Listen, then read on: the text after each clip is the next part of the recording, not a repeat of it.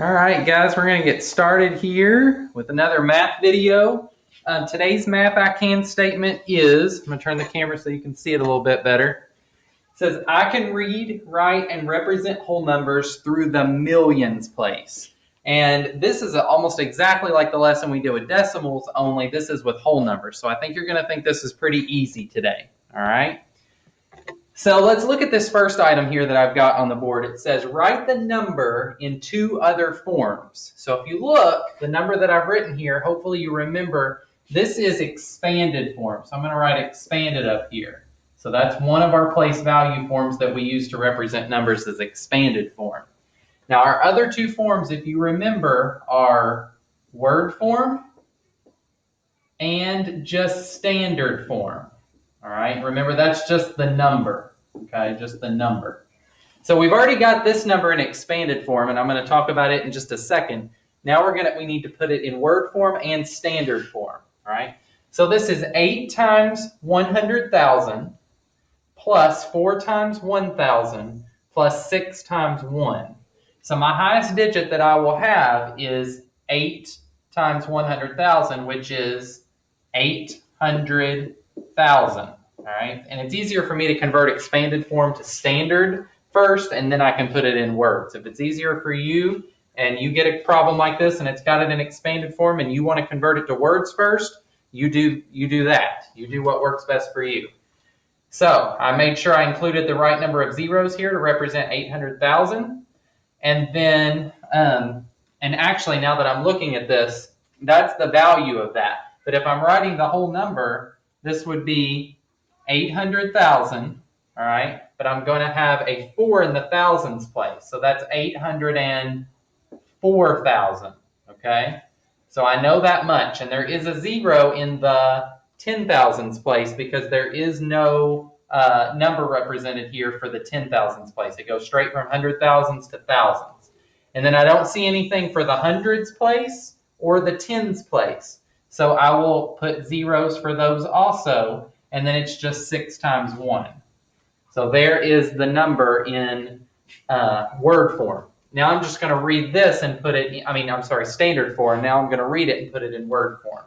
So this is 800. Teachers, we need bus 24 to the gym, please. 1,000. Bus 24 to the gym, please. And Bus 24 to the gym. 6. Bus 24 to the gym. 800,006. All right, and you can read it without the and 800,006. Either way is correct. Okay, so 800,000 and 6, and you can put a comma here as well, just like there's a comma there. Okay. All right, now let's look at this in a place value chart. So I've already drawn one over here. It's not the neatest in the world, but I did the best job I could. If you notice, you're going to see that some parts of it are already filled in, and you might get a couple problems like this today. So I've got the number 7 million, there should be a comma here, because that's the millions place, 333,820. And remember, our can statement said that we were working with numbers up through the millions, so this will be the highest place value we go in 5th grade. So our expanded form for this is 7 times 1 million, and then I've got 3 times 100,000. I've also got a 3 in the 10,000s place, so that would be 3 times 10,000. Hopefully you all are remembering this from earlier in the year when we did decimals. Then I've got 3 times 1,000, because there's a 3 in the thousands place, so 3 zeros for there. And then just 8 times 100. 2 times 10, and then there's nothing in the ones place. Okay, so or you could put 0 times 1, which is just 0. Okay, so it'll be blank.